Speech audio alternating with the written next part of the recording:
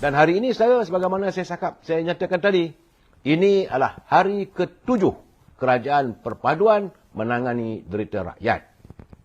Saya mendapat khabar bahawa terdapat beberapa warga kita yang masih lagi terpenjara di penjara Bangladesh.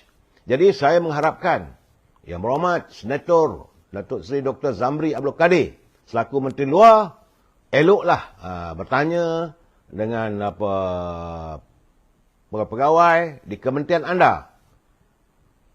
Berlakulah prihatin terhadap warga bangsa kita. Mungkin mereka terinaya dan sebagainya. Dan mintalah duta kita memberi laporan. Kerana saya pun sedih juga bila tengok begini. Sebab ini adalah kerajaan perpaduan yang menangani derita rakyat dan prihatin terhadap untung nasib rakyat. Walaupun saya dapat tahu memanglah banyak orang bertanya dengan saya tentang manifesto. Saya kata sekarang ni tidak ada parti yang menang keseluruhannya. Jadi manifesto yang diwawarkan sepanjang musim pilihan raya dulu tak dapat terlaksana sepenuhnya. Kerana bukan Pakatan Harapan punya manifesto nak dipakai 100%, bukan juga manifesto UMNO, bukan juga manifesto parti-parti yang lain, saudara. Jadi saya menyarankan kepada pimpinan negara, terutama Yang Amat Berhormat Datuk Seri Anwar Ibrahim, kenapa tidak dicantumkan semua manifesto yang baik-baik itu dijadikan sebagai satu wadah, satu matlamat untuk menangani derita rakyat. Itu paling penting, saudara. Saya haraplah. Sebab harga barangan di pasaran masih lagi berterusan. Belum nampak pengurangan Abang Mat Sabu. Hari ini hari Ahad. Di pasar tadi pun saya melihat harga barang-barang basahan masih lagi tinggi. Harga sayur juga tinggi. Macam mana Abang Mat? Saya minta lah. Bukan hanya Abang Mat, termasuk juga Datuk Salihuddin Ayub. Saya akan berbicara. Sebab ini dah seminggu dah. Masuk hari ke-7. Kerajaan Perpaduan menangani derita rakyat. Ya, saudara? Saya juga menerima laporan. Ini biasalah, saudara. Ketua Wanita Ceras.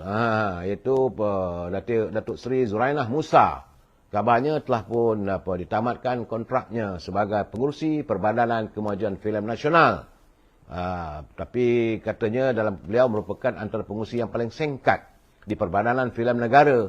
Rupanya ada permasalahan-permasalahan. Katanya, saya tak tahu. Tapi yang saya lihat, bila UMNO kalah dulu, beliau sebagai ketua wanita tak sepatutnya lah minta supaya Presiden Parti letak jawatan dan sebagainya. Bukan itu sikapnya seorang ibu, saudara. Ya? Itulah keadaannya. Baik, saudara. Cuma hari ini saya membaca dan menatap banyak laporan. Laporan-laporan daripada Parti Bersatu Malaysia, PBM, yang menerajui Perikatan Nasional. PAS nampak gayanya senyap sunyi sikit. Tak ada bising-bising. Tapi Parti Bersatu masih bergolak rupanya, saudara. Apabila saya dengar Tan Sri Muhyiddin mengatakan beliau kecewa dengan sikap pimpinan Bersatu di Sabah yang membubarkan ataupun keluar beramai-ramai daripada parti tersebut. Saya katakan, biasalah ini karma. Dulu waktu kita UMNO Barisan Nasional tewas dalam pilihan raya umum yang lalu, kita juga mengalami nasib lebih teruk lagi. Kita bukan saja mereka keluar, malahan melompat ke dalam parti PBM. Dan anda tidak langsung mahu menangani persoalan ini. Dan sekarang ni, orang kata, berbalik-balik pada anda. Jadi sebab itu, saya haraplah pada semua pemimpin Bersatu Sabah yang keluar daripada Parti Bersatu itu, semua saudara, pimpinan-pimpinan mereka, sebenarnya mereka masih ada lagi bernaung di bawah JRS. Inilah saya katakan, hukum karma memperlihatkan. Orang yang khianat, pasti akan dikhianati akhirnya. Kita ucapkan takziahlah pada Tan Sri Muhyiddin. Ahli Parlimen yang keluar PBM sebenarnya tidak terjejas walaupun ada polemik antara peguam-peguam dan juga mantan Menteri Hawak Undang-Undang Datuk Wan Junaidi. Saya sempat juga dalam kesempatan ini kita ucapkan selamat pengantin baru pada Datuk Seri Wan Junaidi yang melangsungkan perkahwinannya semalam, saudara. Jadi masalahnya sekarang ni mereka keluar daripada Parti Bersatu tapi tidak keluar daripada Gabungan Rakyat Sabah. Dulu mereka bertanding di bawah JRS, bukan di bawah parti PBM, tapi Gabungan Rakyat Sabah. Jadi sekarang ni kalau kita lihat sudah sampai masanya agar Parlimen mengkaji semula adanya loophole, adanya beberapa keadaan yang membolehkan akta lompat parti ini nampak cacat sedikit. Kerana apabila seseorang itu bertanding, mereka menjadi ahli parti, tapi parti itu bergabung di bawah satu gabungan. Dan bila mereka bertanding di bawah gabungan, bagaimana kedudukan mereka? Sebab kefahaman saya, hanya watikah yang ditandatangani oleh pengurusi gabungan. Contohnya, macam UMNO Barisan Nasional. Yang menandatangani itu adalah pengurusi Barisan Nasional, Datuk Seri Zahid Hamidi. Dan kalau mereka keluar daripada MIC ke, keluar daripada parti MCA, ataupun keluar daripada UMNO, jadi mereka masih lagi tarafnya tidak keluar daripada Barisan Nasional. Itu keadaan saya. Melainkan kalau mereka keluar daripada gabungan Barisan Nasional. Itulah yang terjadi di Sabah. Jadi kita mengharapkan apa yang berlaku di Sabah itu segeralah ditenteramkan. Kerana menurut kenyataan Ketua Menteri, iaitu Datuk Haji Nur, dia kata keputusan itu dibuat selepas beliau menimbangkan dan pimpinan Bersatu Sabah menimbangkan bahawa sudah sampainya mereka juga akur dengan perubahan landscape politik. Yang masih tak berubah, UMNO. Yang masih lagi tak mahu menerima hakikat. Ini adalah landscape politik yang baru. Saya dah bercakap, sejak setahun dulu lagi, kita akan mengalami jajaran baru. Politik itu sifatnya dinamika.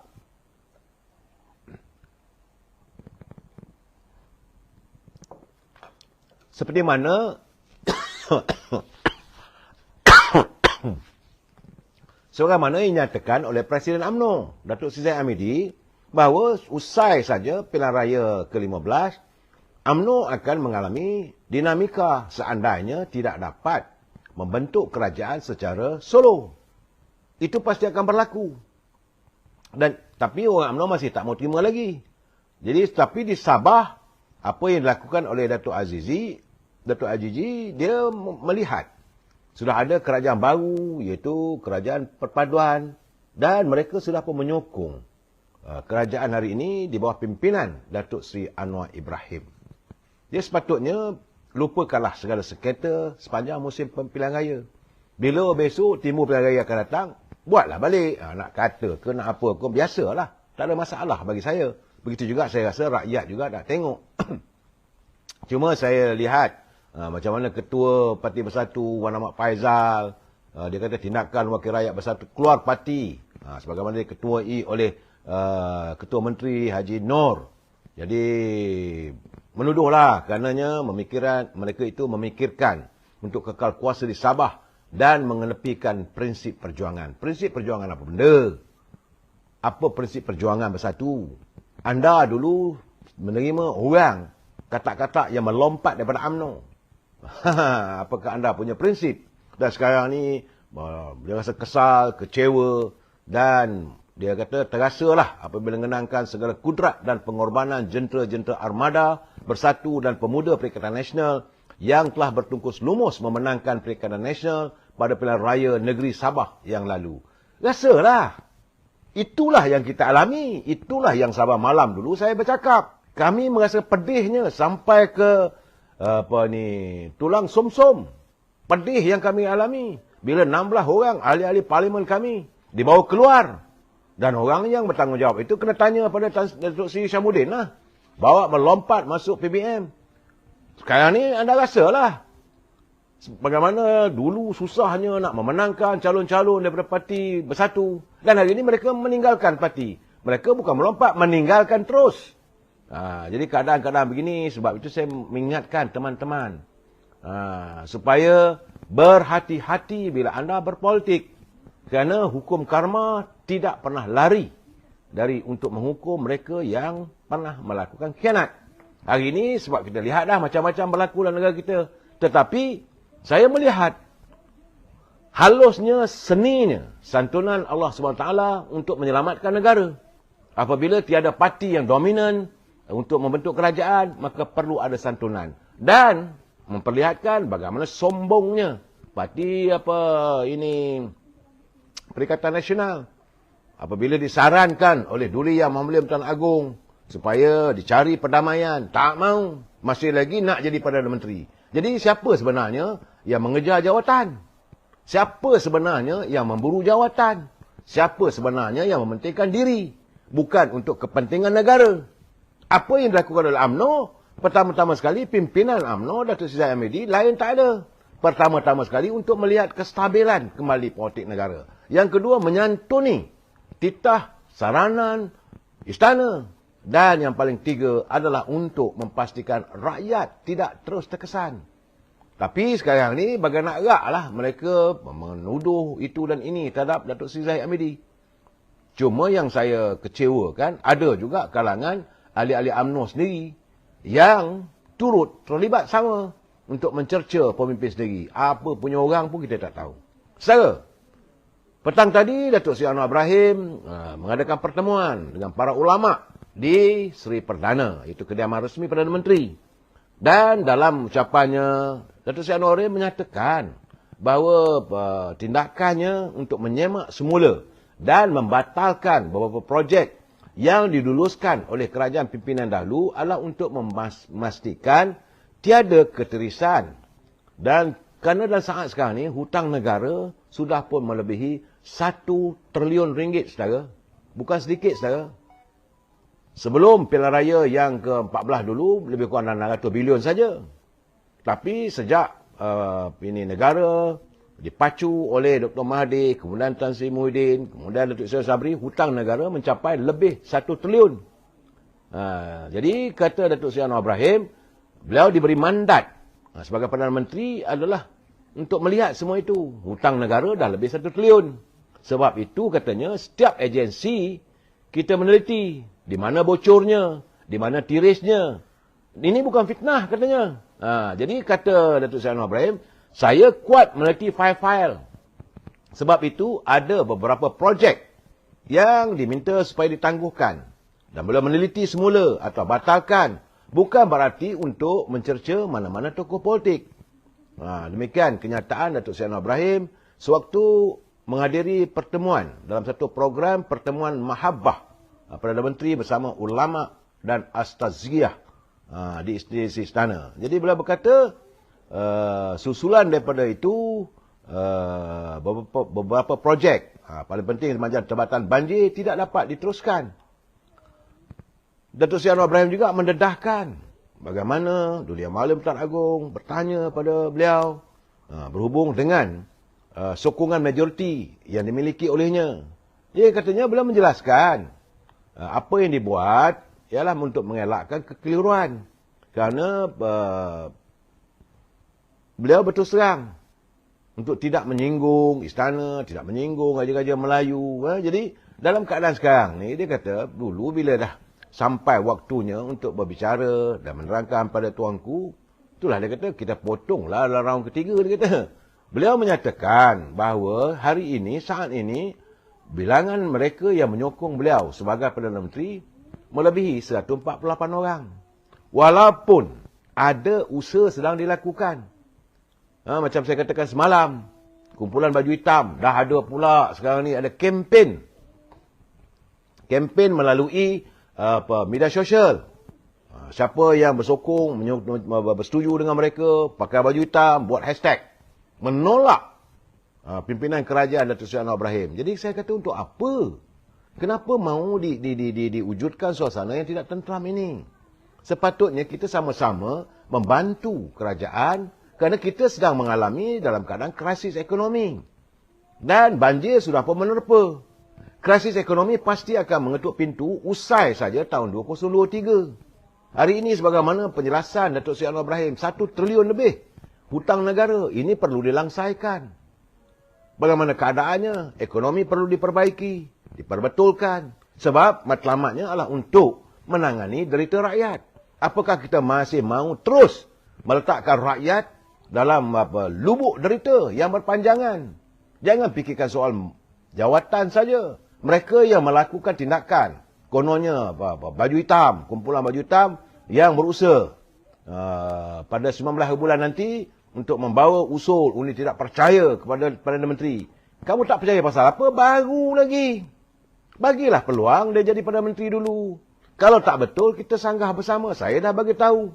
Ruangan ini saya membuat countdown selama 100 hari. Apa yang telah dilakukan, apa yang akan dilakukan, apa yang sepatutnya dilakukan. Bukannya terus memberontak saja. Ini saya dapatan saya mengatakan bermula 18 hari bulan. Tak payahlah ikut dia orang tu.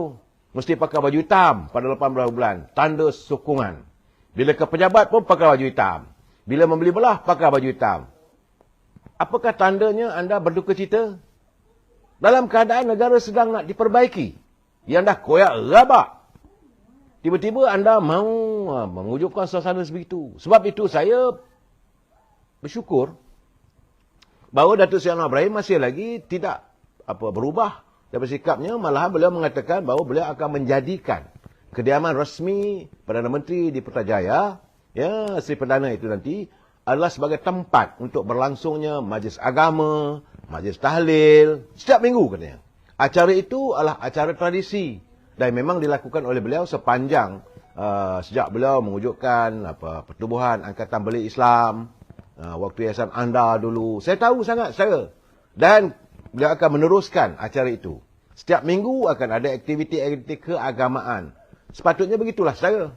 Istana di Putrajaya, itu di Seri Perdana itu akan digunakan untuk kegiatan agama dan untuk menerima tetamu resmi. Artinya Datuk Seri Anwar Ibrahim tidak akan tinggal di Seri Perdana.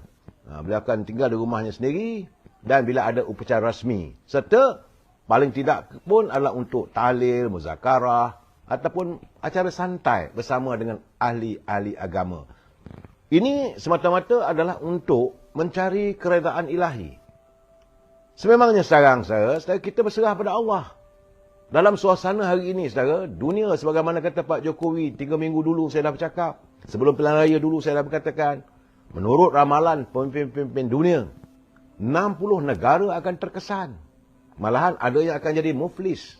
Jadi pada kita, pengabdian kita serahkan segala-galanya pada Allah SWT.